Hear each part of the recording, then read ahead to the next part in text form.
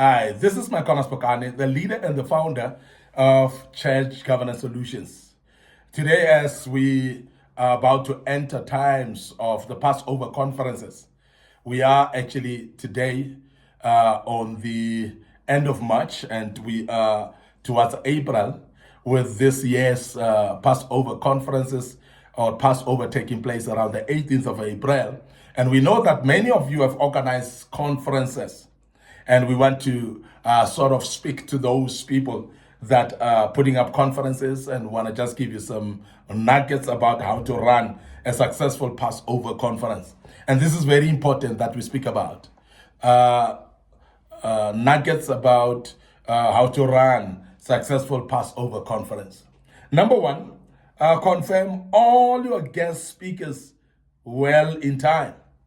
Confirm all your guest speakers well in time. This is very important because you don't want a situation whereby you've organized everything, by the way, but getting back or getting to your guest speakers, you find that they're all booked and they are not available on those days.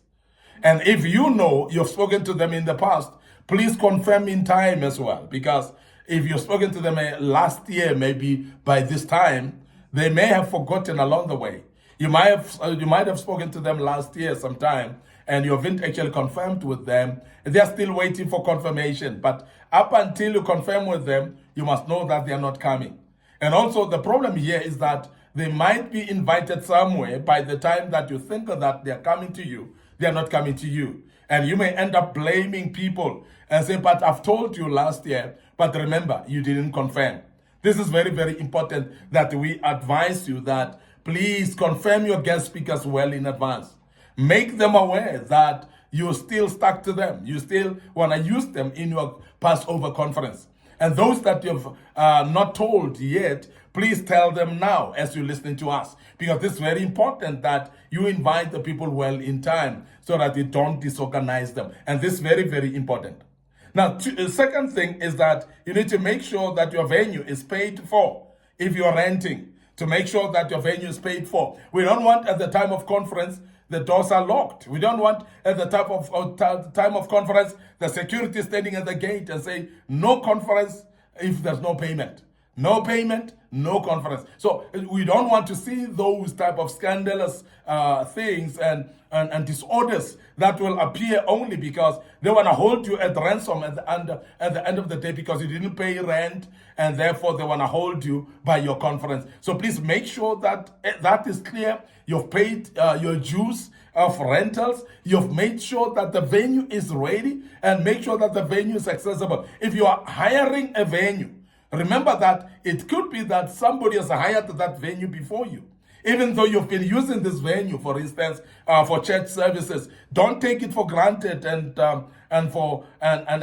disregard speaking to the landowners because the landlord might actually have taken another invite or another hiring by somebody who's coming actually to hold a meeting there. So you might take it for granted that because we are fellowshipping here, we are having services every Sunday here, and therefore we can run conferences.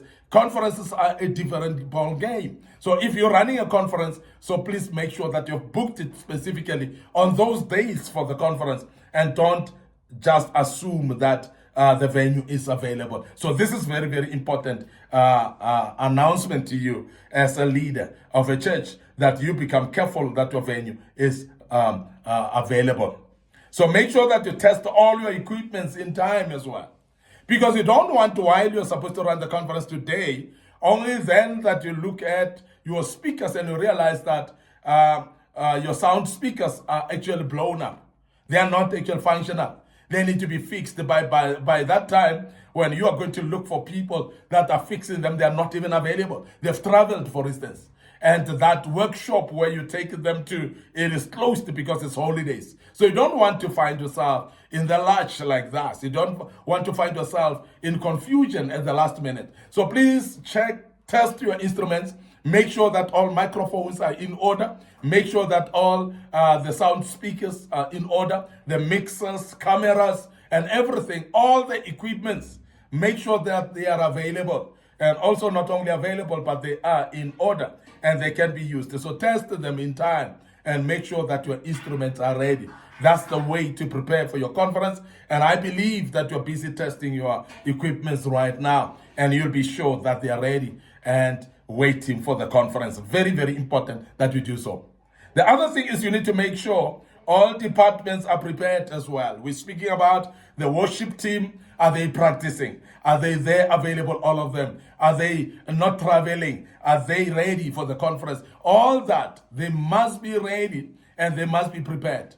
They must be able to come and attend as well, because you don't want on the day when the conference is supposed to start, all the worship team members say they are not available. So you need to organize well in advance, let them know there's a conference, and let them be available as well. So we want to also emphasize that other departments that are operational in the church, like ushering, for instance, we want to make sure that there are enough ushers for the day. Let those people that normally travel, let them know that we've got conference this time around. And as you got conference, make them aware that they need to be available, and make sure that there are enough ushers that will be available on that particular day. You're having caterers as well. You're having cleaners. You're having people that are organizing the chairs, people that are setting up instruments, the media department. You're talking about those people that are taking videos as well. So all these departments must be ready and be ready for the conference. They must be aware there's a conference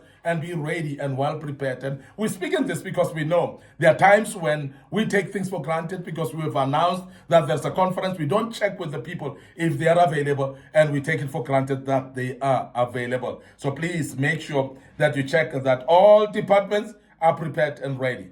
So keep time for all the services, because it's very, very important. So please make sure that every single service is attended in time. We start in time, we finish in time as well. Let's make sure that every single service is running professionally, and everybody know that we are starting at this time and we're finishing at this time. So therefore, let's keep time, because that is going to encourage people that are attending to keep attending. Because sometimes people then become discouraged of attending because of services that are running over time, and therefore people working well late in the night, and people don't have transport to get home. People have got other commitments the following day, but you've actually released them very late. So all those are things that may make the conference not be well attended, particularly because of poor timekeeping. So we want to urge you to keep the time and make sure that the time is being managed well.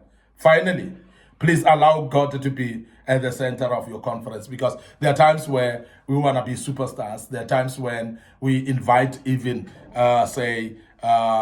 celebrity musicians, and we put them at the center.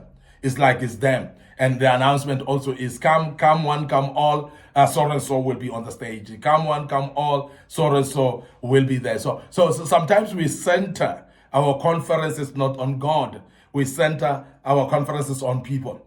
And when we start doing that, God distance himself. And when he distance himself, you will have a lot of people attending, but they will walk away empty because God was not there. And we are taking him for granted that he should be there just because we are Christians organizing a conference. So please allow God to be there. Now, while we speak about allowing God to be there, to be the center, it doesn't start during the conference. It starts even prior to the conference by praying and interceding for this conference, by making sure that we are praying for the speakers, guest speakers. We are praying for attendance. We are praying for smooth running of the conference. We are praying that God speaks and his presence be galore in the place. So I want to emphasize that, because prayer, even prior to the conference, is very key as part of preparation of this conference. So please, let us pray for our conference, and so that it can be run well and smooth, and God can be present in that conference, so that his people can be empowered and be delivered as well. We want to end up here today. Your host, Micornus Phokane. I'm the leader and the founder of the Church Governance Solutions. And I want to invite you to follow us on our social media platforms. Our Facebook page, Young Men Empowerment Forum. Our Facebook page, Church Governance Solutions. And also Micornus Phokane. Those are the platforms, Facebook pages, that we are posting a lot of media videos. And we hope that you learn out of them as we empower you right now. Now, remember also, we've got a TikTok account. It's under Micornus Phokane. So please like or follow us on that TikTok account as well. Click notification button so that you are notified when we have posted videos of this kind.